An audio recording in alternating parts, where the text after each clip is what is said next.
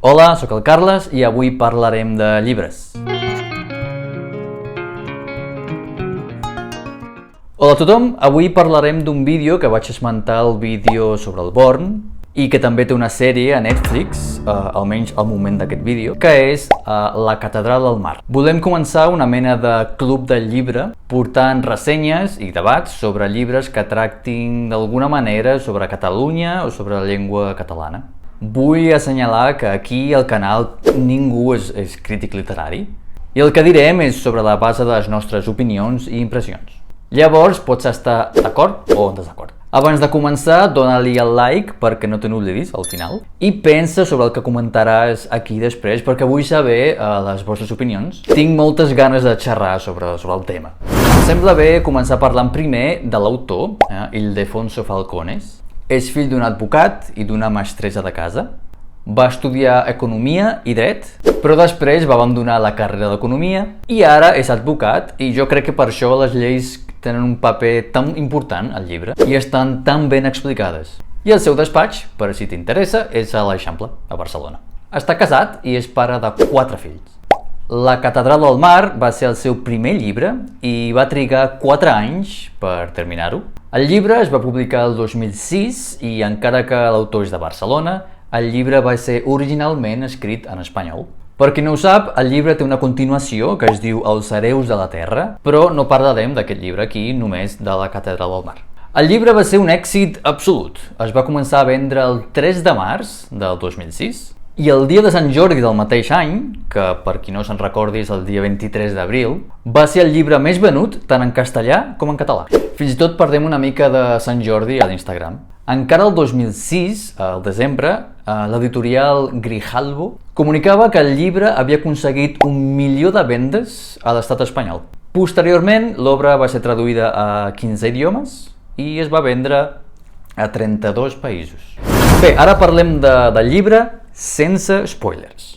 La història comença amb una parella jove, en Bernat i la Francesca, Estanyol, que s'acaben de casar i al principi passen algunes coses, tenen un fill i la família es separa. A partir d'aquí comencem a seguir la història d'en Bernat i el seu fill, Arnau, que en veritat és el protagonista de la història. Tots dos van a Barcelona i s'amaguen a la casa de Guiamona Estanyol. Aquesta dona és la germana d'en Bernat i, per tant, la tia de l'Arnau. D'acord amb la llei de la ciutat, una persona que hi visqui allà un any i un dia és considerada lliure. Però, fins i tot guanyant la llibertat als ulls de la llei, pare i fill s'han d'afrontar a diverses adversitats, a la fam i amb problemes amb la família. Encara enmig de tantes incerteses, l'Arnau coneix el Joan, el Joanet, que és un noi que més endavant es convertirà com a germà adoptiu. Però poc després, els dos nois perden el seu pare, el Bernat, i aconsegueixen desfer-se de la família tòxica, jurant venjar-se pel seu pare i totes les humiliacions que van sofrir. Arnau creix i en un moment donat es converteix en bastaix. Els bastaixos eren els homes que descarregaven i carregaven les mercancies al port perquè Barcelona no tenia un port el suficientment profund perquè els grans vaixells atraquessin. Simultàniament dedica el seu temps i el seu esforç a la construcció de l'església de Santa Maria de la Mar, carregant les pedres, i això és el teló de fons per la història a part de la ciutat de Barcelona. L'Arnau coneix altres aspectes de la vida com l'amor, la guerra, el matrimoni, la mort, la fam, i fa amics i enemics al llarg de cadascuna d'aquestes etapes. Quan es troba enmig d'un tribunal de la Santa Inquisició i tot sembla que està perdut, Arnau té proves de quan l'estimen i aconsegueix finalment la venjança que tant desitjava. El llibre agafa més o menys 60 anys de la vida del personatge i té un final molt rodó pels amants dels finals feliços. Recomano aquest llibre perquè, bé, encara que té més de 500 pàgines i pot ser massa temps, és un llibre que t'atrapa i passa molt de pressa. És aquest tipus de llibre que et fa voler devorar totes les pàgines de cop. I l'autor, molt intel·ligentment, acaba cada capítol de manera que vols llegir el següent. No és un llibre monòton, sempre està passant alguna cosa, i la lectura és molt dinàmica. Un punt extra i positiu per qualsevol amant de la història és que el llibre retrata superbé la història, la realitat històrica de la Barcelona del segle XIV. I no es limita només a parlar de la realitat del moment, sinó que porta el lector sovint a reflexionar sobre si en realitat les coses han canviat tant des d'abans. Al final del llibre, l'autor escriu a les seves notes tot el context històric i els amants de la història poden gaudir comparant la ficció amb la realitat. El llibre també retrata molt bé aquest joc de poder de la societat i com funciona la naturalesa humana quan està en joc aquest poder. És un llibre que narra amb fredor algunes crueltats bastant fortes, així que potser hauries de prendre això en consideració abans de llegir. Per mi, la Mercè no hi està d'acord, la història potser és massa cruel. Sé que tot el que es diu en el llibre passava de veritat, però jo pensava, ostres, li ha de passar tot això a aquests personatges? Però això és la meva opinió. M'agradaria destacar el treball de recerca fet per l'autor perquè enriqueix moltíssim tota l'obra i ens permet recriar mentalment la Catalunya del segle XIV. Però ara anem pels punts negatius. El desenvolupament dels personatges, fins i tot els que són pròxims al protagonista, no són gaire bons. El que vull dir és que no tenim gaires matisos de personalitat i la major part de les vegades pots separar fàcilment els personatges bons dels dolents. No és una cosa que afecti a la lectura, però al final queda aquesta impressió de que faltava alguna cosa. Sobretot he de parlar del pèssim desenvolupament dels personatges femenins perquè, de debò, l'autor va fallar bastant en aquest punt. Perquè, a part de que les dones s'encaixen en estereotips molt desgastats, sembla que són allà com personatges secundaris, sense res que les caracteritzi com personatges únics. L'única que té una història una mica més interessant és la Francesca, la mare de l'Arnau, però la resta són una mica ensopides. Està bé que de cara a la societat, a la trama, les dones eren subjugades i no tenien veu i tot això, però l'avantatge de l'escriptor és aquesta, que pots entrar en detalls que els personatges del llibre no saben. Així tot, no és una cosa que faci el llibre dolent, però sí que ho trobes a faltar. La meva nota del llibre és de 4 estrelles. No em col·loca. Per amor de Déus. No sé. La meva nota pel llibre és 4 estrelles, jo ho recomano. Ara anem a la part amb spoilers. Si atures el vídeo ara per veure-ho després de llegir el llibre o veure la sèrie, no t'oblidis de deixar tu comentari sobre què t'ha semblat el vídeo, què t'ha semblat la història i quines són les teves expectatives pel llibre o per la sèrie. Llavors aquest és el moment per treure el vídeo si no vols saber massa. I també alerta, perquè a partir d'ara parlarem de temes una mica més delicats, com els abusos i la mort. Ja he dit abans que per mi el llibre és massa cruel. Llavors ja he presentat la història i si encara sou aquí és perquè ja heu llegit el llibre o heu vist la sèrie. Llavors ressaltaré els punts que a mi em semblen més destacats. Començant amb les desgràcies que passen a les vides de les dones. Els maltractaments que va sofrir la Francesca des del dia del matrimoni, les condicions deplorables que va ser mentida la mare del Joanet, el matrimoni forçat de la Mar, fruit dels assetjaments, i en definitiva un espectacle d'horrors i de desgràcies. Definitivament ser dona no és fàcil ni tan sols a la ficció. La mort del Bernat, el pare de l'Arnau, és bastant trista, perquè ens identifiquem amb ell, és una mica com nosaltres, lluitant per sobreviure i treballant com un condemnat, per a donar una vida més o menys digna pels seus fills, i el maten com si fos el pitjor ésser humà del món. Tot el que té de bo i just durant el llibre no es té en compte a l'hora de l'execució. És una realitat molt trista. Una altra part molt destacada és el via fora, que és aquest crit que fan els ciutadans per convocar tota la població per defensar els drets i la llibertat dels barcelonins.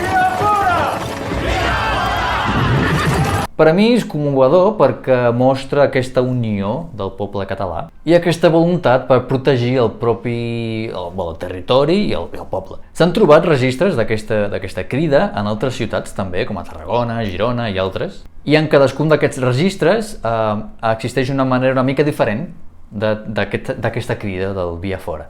He de destacar aquí el desenvolupament del Joanet, que es converteix en Joan, i jo senzillament no puc entendre què li passa a aquest noi que era dolç, que era amable i es torna en un ésser irritant i amargat. L'autor no ho explica gaire i ens deixa odiant-lo i veient que està una mica mal al cap. Altres personatges que no apareixen tant a la trama, però que també són odiables, són els cosins de l'Arnau, que només vols agafar-los pel coll, com fa el Homer amb el Bart dels Simpsons. També destaco l'horrible persecució als jueus amb el Hasdai, entregant-se a pesar que era innocent i sent assassinat, que és un altre moment horrible del llibre. Però l'amistat de l'Arnau amb ell, i més tard amb el Sahat, que més tard es converteix en Guillem, és molt bonica, és una amistat basada en la bondat, que si no la tens, la vols tenir.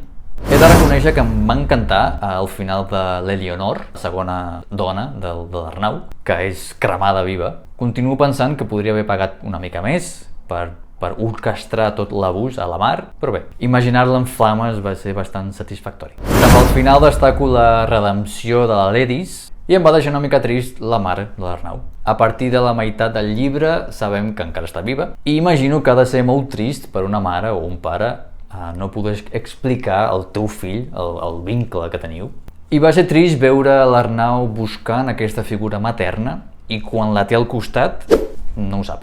També he d'esmentar l'ambientació de la catedral al mar, que estic segur que si algú ha llegit el llibre i ha entrat després a la catedral, l'ha vist amb altres ulls. I també destacar la relació que l'Arnau té amb la Mare de Déu, com va trobar força en la fe i que, encara que no té una mare físicament present, el va ajudar a prendre decisions sàvies durant el llibre. Jo no tinc religió, però respecto qui la té i puc entendre aquesta relació tan bonica i maternal criada al llibre. Bé, i ara parlem una mica de la sèrie que és a Netflix, almenys quan fem aquest vídeo. La història és el més fidel possible. Puc entendre, clar, que cal canviar algunes coses perquè no funcionen bé a la tele o perquè no es poden mostrar, i el temps també és limitat. La sèrie té 8 episodis d'uns 50 minuts cadascun, i la caracterització dels personatges em va semblar força dolenta. Com deia, la història agafa més o menys 60 anys de l'Arnau, però quan l'Arnau es torna adult, ell i tots els personatges del seu entorn no canvien d'apariència. Llavors sembla que no acompanyin aquest temps i no es fan vells. I per exemple, quan la relació entre l'Arnau i la Mar es torna més romàntica, els actors sembla que tenen la mesma edat. També la part que retrata l'Arnau com a bastaix, l'actuació em va semblar una mica dolenta. Veus clarament que l'actor està carregant una pedra de suro i fent cara com d'esforç. I, en fi, les actuacions en general no són molt bones. Però cal esmentar l'actuació d'en Joan, perquè, bé, a part és un actor català, és genial. Aconsegueix retratar aquest estat mental una mica desequilibrat que té. I no sé quin va ser el pressupost d'aquesta sèrie, però jo crec que no va ser gaire en comparació amb altres sèries famoses. D'altra banda, bé, em va semblar que estava bé. No és extraordinària, però està bé. La sèrie és entretinguda i té algunes escenes una mica més fortes, com l'abús de la Francesca, o la pallissa que li dona el Grau Puig a la criada. Al llibre l'escena és difícil de llegir i a la sèrie és difícil de veure. Confesso que quan vam veure aquesta escena és al final d'un capítol, el primer em sembla, el segon.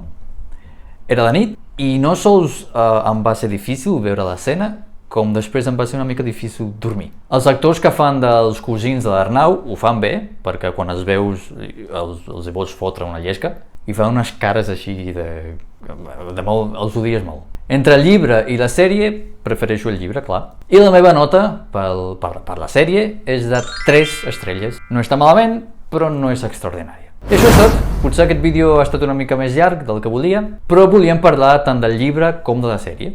I ara et toca a tu. Explica'm aquí als comentaris què t'ha semblat aquest vídeo, què et va semblar el llibre, si l'has llegit, si no l'has llegit, si et va agradar, si no et va agradar, si has vist la sèrie o no, i si estàs d'acord amb mi o penses que només he dit ximpleries. Vull saber-ho tot. No t'oblidis de donar-li el like i si vols pots suggerir un altre llibre per portar aquest club del llibre Cataverso. Aquí llegim i responem tots els comentaris. Aquí són totes les xarxes socials per seguir-nos fora de YouTube i gràcies per veure el vídeo i ens veiem al pròxim. Fins aviat!